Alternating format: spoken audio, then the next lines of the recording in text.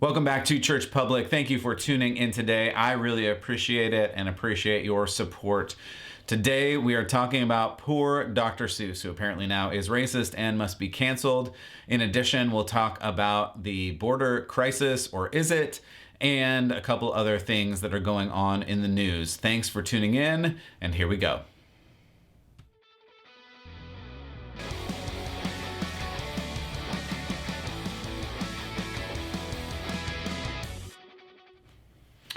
All right, well, welcome back. As I mentioned, poor Dr. Seuss gets canceled, basically just like everybody else who's getting canceled at this point. So 6 titles have been pulled from the Dr. Seuss catalog, citing insensitivity and racism. I don't know about you, but I can say for sure I grew up on Dr. Seuss. I love Dr. Seuss. I read all of my children Dr. Seuss.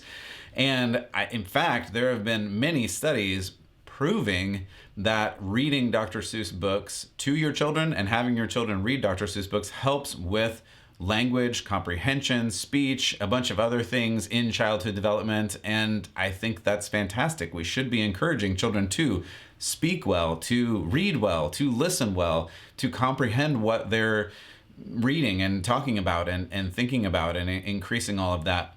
But unfortunately, because he wrote books in the late 30s, 40s, 50s, that's 1930, 1940, 1950, and included some content that by 1930, 1940, 1950 standards was fairly commonplace, literally across the board. Unfortunately, by our standards today, he must be canceled, just like others. Jefferson, Lincoln, Washington, Paul Revere, etc., etc. We've talked about many of those in previous episodes, so you can go back and check out why apparently we hate them now too.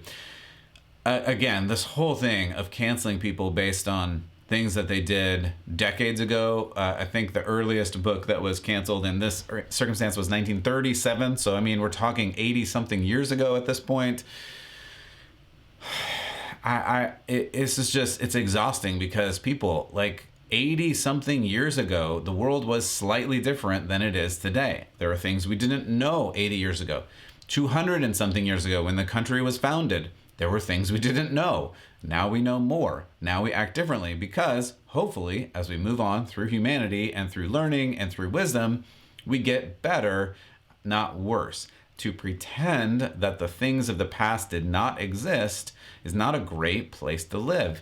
The things in the past happened. We should learn about them. We should learn why they're either good or bad and grow from that learning rather than just eliminating them from memory, literally in some cases burning them, getting rid of them. The publisher said you cannot publish them anymore. Now, of course, this has caused the backlash of people buying his books, Dr. Seuss's books, in mass, and the price skyrocketed, which I actually think is great. I think they're great books. Growing up in San Diego, there's even a local college that has a library dedicated to Dr. Seuss or Theodore Geisel. And it's a really crazy looking library with this, it looks kind of like a spaceship. But anyway, I visited it a bunch of times, and Dr. Seuss was a great part of my childhood. I hope that it was a great part of my kids' childhood. We'll find out when they're older. But it's been a staple in so many lives because it's interesting. I mean, again, most of the characters in most of the books that I read aren't even human. The Lorax and the Who's and there's all kinds of different little people that, again, aren't even human. So it's really hard to have any kind of sympathy for getting rid of fantastic and creative authors like this. And so what that led me to, I was reading through the Bible, and I just came across this verse, and I think this is helpful for us. Maybe we'll look at this, and maybe this will be helpful for you too. So this is out of James.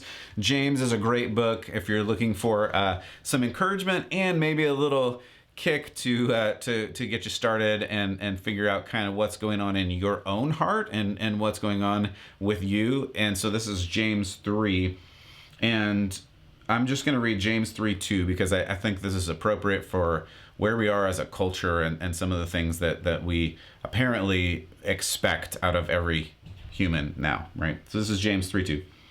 We all stumble in many ways. If anyone is never at fault in what he says, he is a perfect man, able to keep his whole body in check.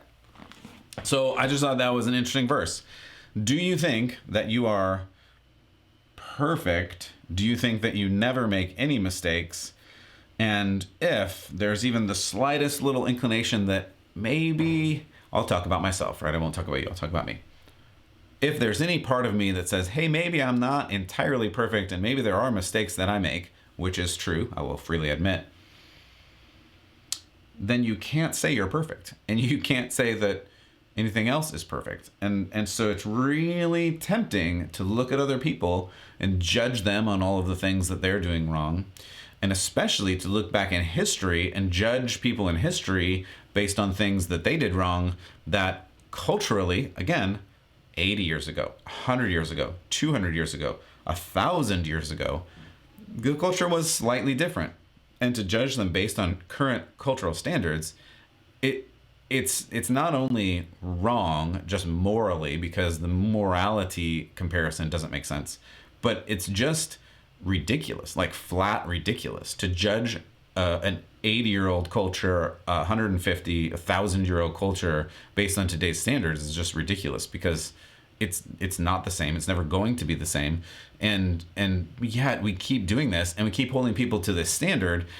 And I think we don't look at ourselves enough and say, well, is there anything wrong with me? Is there anything I need to change? Is there anything going on in my life that is important that I need to go, oh, hey, there's some things I need to work out in myself. And maybe I shouldn't be being as frustrated with other people for things they've done, especially things they've done in the past. Because the problem is, once you start this roller coaster, this really carousel is a better illustration, right? Because it just keeps going around and around, and you may be the one complaining about somebody else today, but I guarantee you, if you start that carousel, you're going to be on the receiving end at some point. Because again, as James reminds us, this isn't even like pointing out a truth that we didn't know.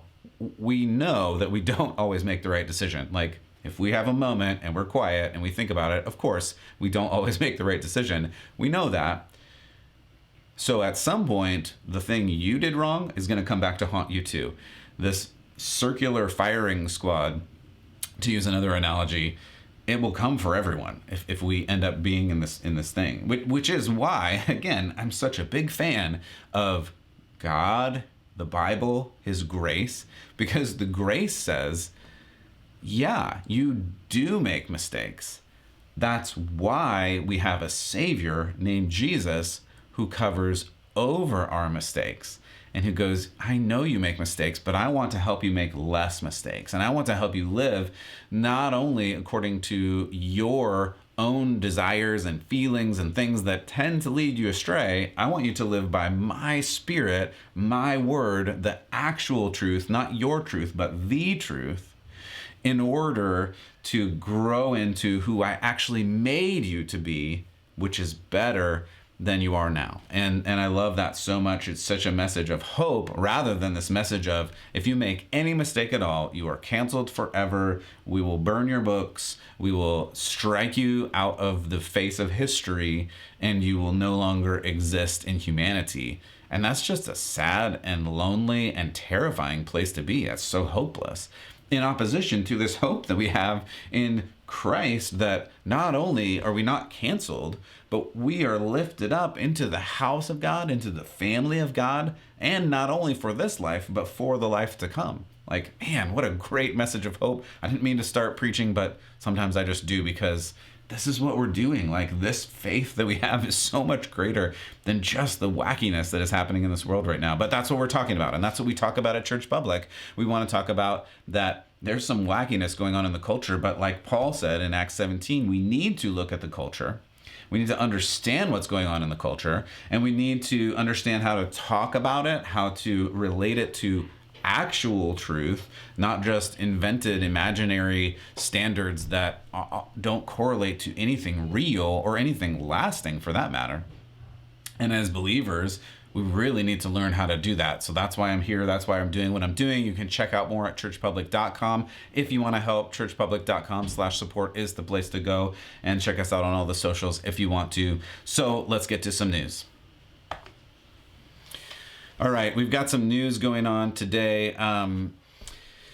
$15 minimum wage. I mean, wow. The minimum wage, see, it's such a hot topic right now. You're hearing it probably all over the main news, and you may think, yeah, $15 sounds great. I wish I had started at $15. I can say, I wish I had started at $15. I did not start at $15 an hour when I started working a little bit ago. And it sounds really good, but the problem is it's very narrowly focused thinking, and in practice, it doesn't work. So here's why $15 an hour doesn't actually work. Here's a couple of things. It begins with this bad assumption. It begins with this assumption that, I mean, I don't know if I grew up on some cartoons, and I grew up on DuckTales, and even if you're a Disney fan at all, you may have heard of Scrooge McDuck. And Scrooge McDuck, of course, was this guy who had this giant vault thing on the top of his mansion that was, of course, filled with gold coins, because who doesn't have a vault filled with gold coins on the top of their mansion? And his favorite pastime was diving into this vault and swimming, which, of course, defies the laws of physics. But as a kid, fantastic. Who doesn't want to have a vault on the top of your mansion filled with gold coins that you can go and swim in at any moment? Sounds amazing to me, right? So the assumption here is that every business in America has their vault full of gold coins that they just love to swim in at night. And if only we could tap into that vault, and the Scroogey businesses would just give that money to the people that need it, then everybody would have enough money, and everybody would have enough stuff, and everybody would have enough things. Now, of course, as you're hearing this, maybe you're starting to understand. If you're a business person, you already understand. If you know any business people, you already understand that there's no truth in any of that at all. That's a cartoon. It's a fairy tale. It's not real. Real business people are living by the skin of their teeth. Most of them, of course. There are some people that are immensely rich. Most of the business people are not in that category, especially during this low economic time, especially in states that have been shut down for months or even now almost a year. They're barely making it. So to say, hey, just open up your money vault and pour that money out into the community, they're like, I don't have a money vault. I'm almost on bankruptcy myself because I can't open my business and I can't make money. So now you're going to say I need to raise the amount that I'm going to pay every person in my organization. You can see how in just Economy 101, Econ 101, those numbers don't add up. And the problem is this just eliminates the actual reality of how wages are calculated. According to a couple of sources, there are two factors in wages. The first is the price people are willing to pay for a product. How much are you willing to pay? If a product is worth $10, then that is the price of a product. And so you can sell a product for $10. But if you have to pay a person $15 an hour, $20 an hour, then all of a sudden that product may not support the hiring of that certain amount of workers.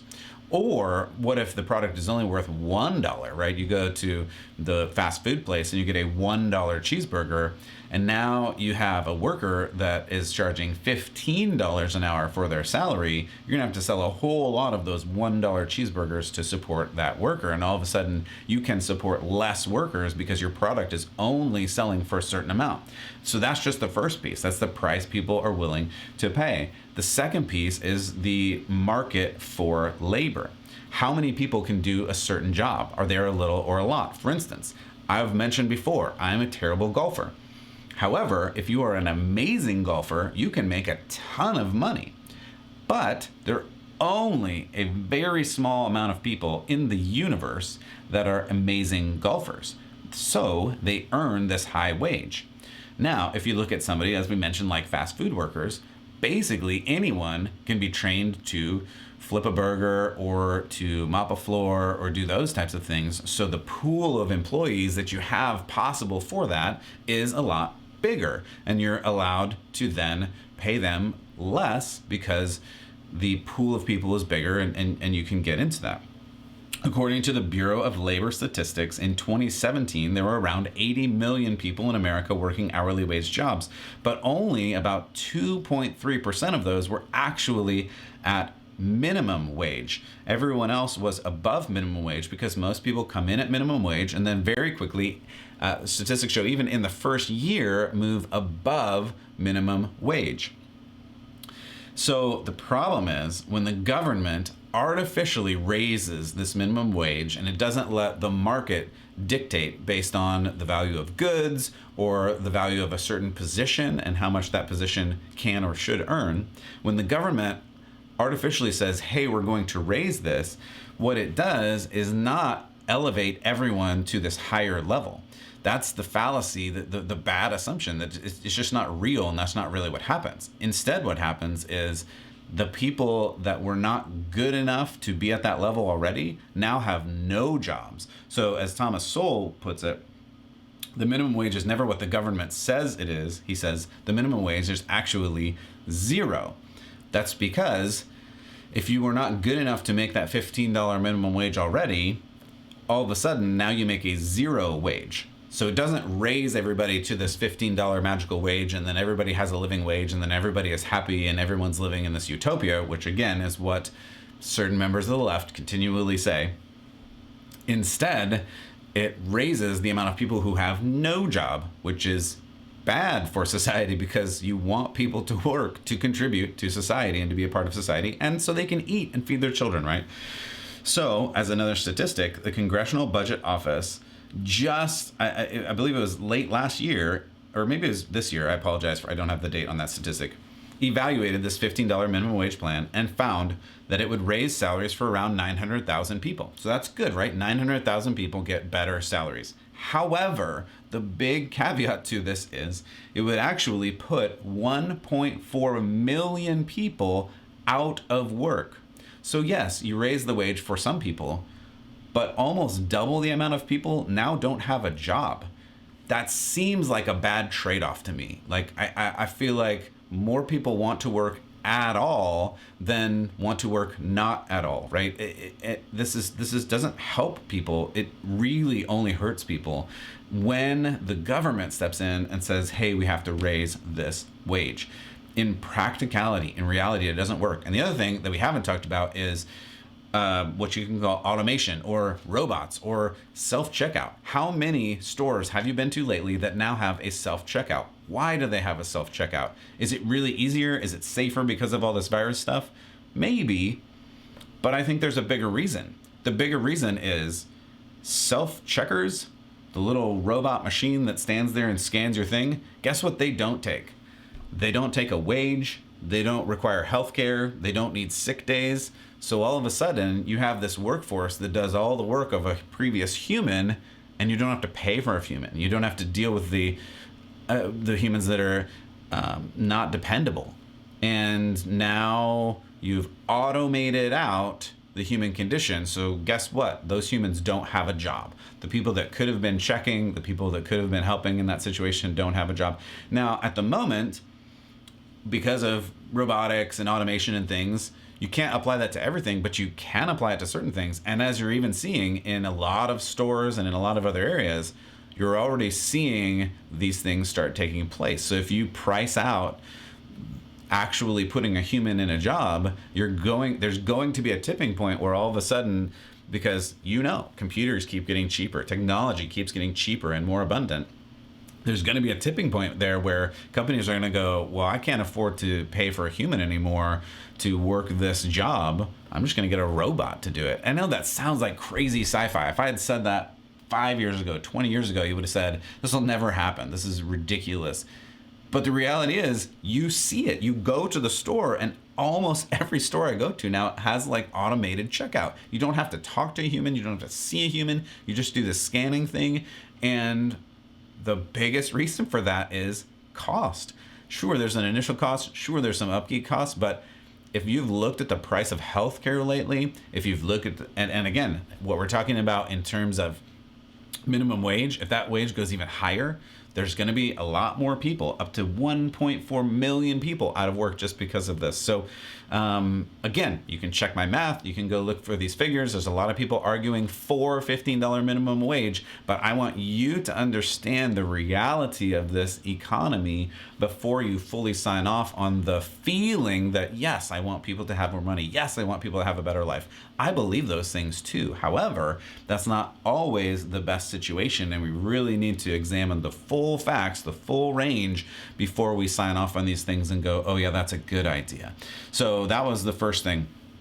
All right. Second thing that I want to talk about is the border crisis. The border crisis, you probably have heard of some of this. If you haven't, let's talk about it a little bit. The border crisis is going on the border of America, I mean across. I mean, it's in California, it's in Texas, Arizona, New Mexico, and a bunch of other places. And basically the crisis is this. I mean, this is political. I have no way to avoid that. Trump obviously ran his whole campaign on building a wall, and he built a lot of wall. At the moment, the wall has stopped being built. That's the new administration's perspective and their purview. Okay. Another point is they've said, the administration that is current has said, if you come, we'll give you healthcare, we'll give you jobs, we'll give you citizenship, basically without previous tests. And being married to a person who went through the actual immigration and citizenship process, I know the process, and I watched it, and it's actually not that hard, but it is a process. And there are many people in America who have gone through the legal immigration process. This current administration is saying, basically, if you come and if you're in the country, then you can be a citizen, which is, I would say, in my opinion, a strange thing to say to a country, especially the country that is dealing with an economy that is not working very well and people who need jobs that are in the country already. But suffice to say that what has happened is there are a lot of people coming to the country now.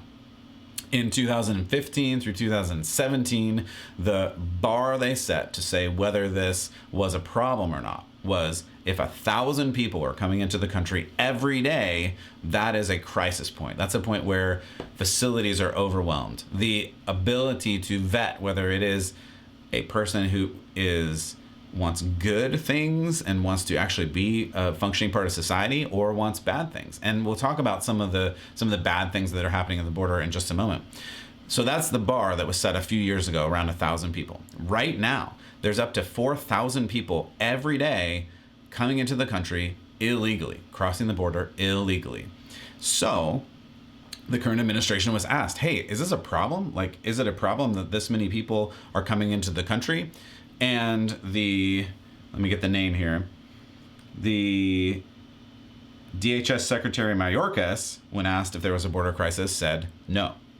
And on Tuesday, President Biden, when asked if the border issues were a crisis, he said, quote, no, we will be able to handle it.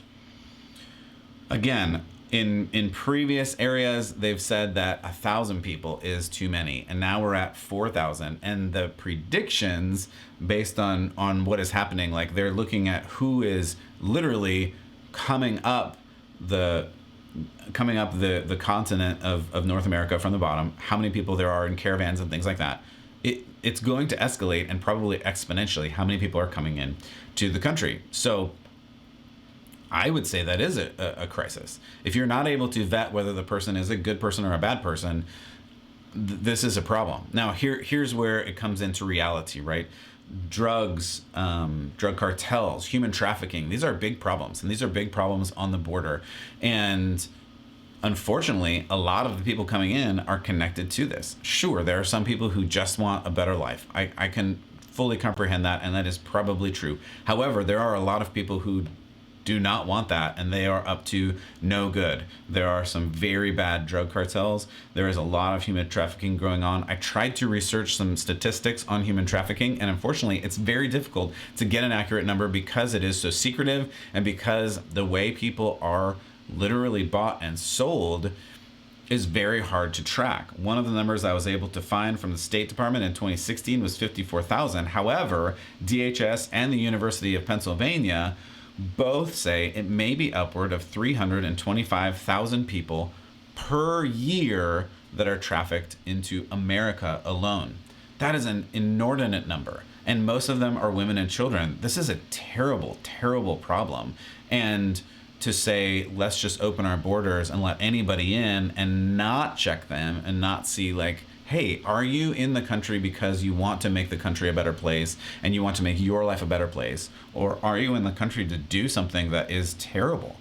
I think that's a valid question. And I think that's something we need to wrestle with. So I just wanted you to have this information, again, as we're looking at the culture and trying to figure out, like, what is best not only for this country, but for the world, and what is best from a perspective of we want to love our neighbor. And if people are bringing in children and women just to sell them into slavery, like, that's terrible. And we need to find a way to help with that and stop that. And unfortunately, I don't have a lot of great answers for that right now. But these are things that are actually happening, and we need to know them. And when we hear these come up in bills and laws and regulations, or the removing of regulations, we need to know what effects they have in this world.